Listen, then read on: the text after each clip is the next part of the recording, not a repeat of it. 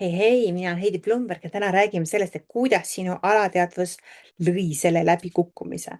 Ja see võib olla imelik mõelda, et issand, et kas minu alateadvus päriselt tahabki, et ma läbi kukuksin. Siis ma võin öelda, et jah, see on täiesti võimalik. Mul on olnud palju kliente, kelle alateadvus ei ole mitte programmeeritud edule, vaid läbikukkumisele.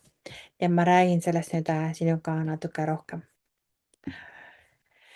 Nii et see võib näha välja selline, et iga kord, kui oled asjadega peaaegu kohal, miski läheb katki, midagi juhtub, on ju.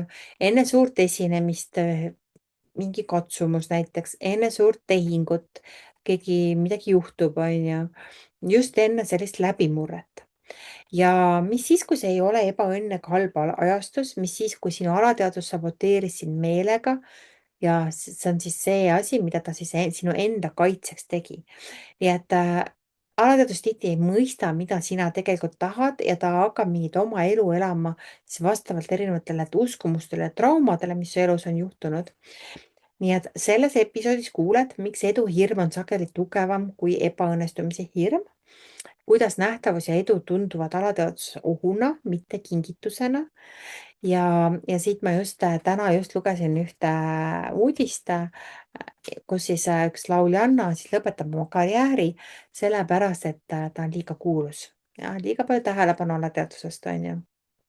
Nii et see võib olla väga suur alateadvuse hirm, mis loob ärevust, halba tunnet, inimesed lähevad ära ja ostavad endale mingi majakese kuskile Kreeka saarele, elavad vaikselt seal, mitte keegi ei tea, et nad seal elavad, on ju.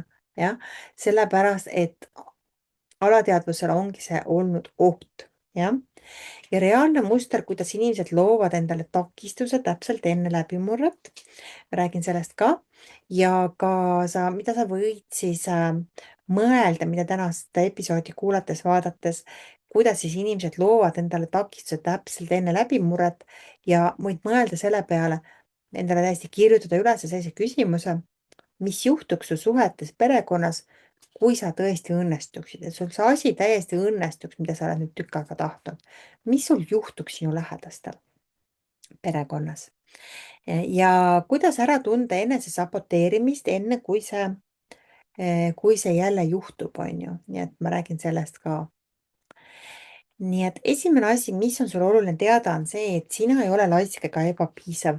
Sinu alateadvus lihtsalt kaitseb sind millegi ees, mida ta arvab, et edu kaasa toob. Nii et ma võin öelda, et ma olen töötanud naistega üle maailma ja ka meestega ja tihti on see, et kui see edu nüüd tuleb, siis juhtub nii, et mul ei ole üldse aega oma pere jaoks, oma laste jaoks.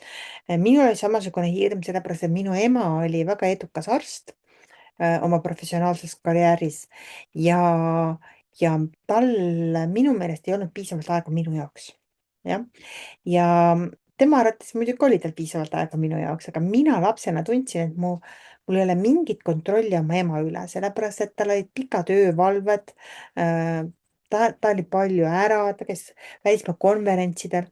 Muidugi see meeldis kõik talle, aga mina lapsena tundsin, et minu emal ei ole minu jaoks nii palju aega, kui ma vajan, jah. Nii et sellest lähtuvalt hakkas minu alateadvus siis looma erinevaid selliseid mehhanisme, et kui minul hakkas nagu äris hästi minema tööalaselt, aga hakkasid lapsed sündima, on ju, siis ma hakkasin iseennast saboteerima, jah. Sellepärast, et tagada seda, et ma oleksin väga-väga ülihea ema oma lastele. Nii et mul on küll hea rõõm öelda, et mu lapsed peavad mind väga heaks emaks. Ma olin just eelmisel nädalal olin ühel üritusel oma vanima tütrega ja seal oli selline tore harjutus, kus pidi oma paremal istuvale inimesele tegema komplimendi. Ja tema kompliment oli mulle siis, et sa oled väga hea ema, on ju.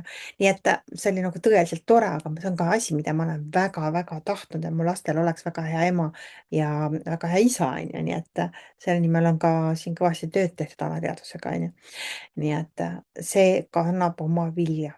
Jah, see kannab oma vilja, kui sa sellega töötad. Nii et see edu, mida sa tahad, ei pruugi alateadvuse jaoks see asi, mida sa tahad.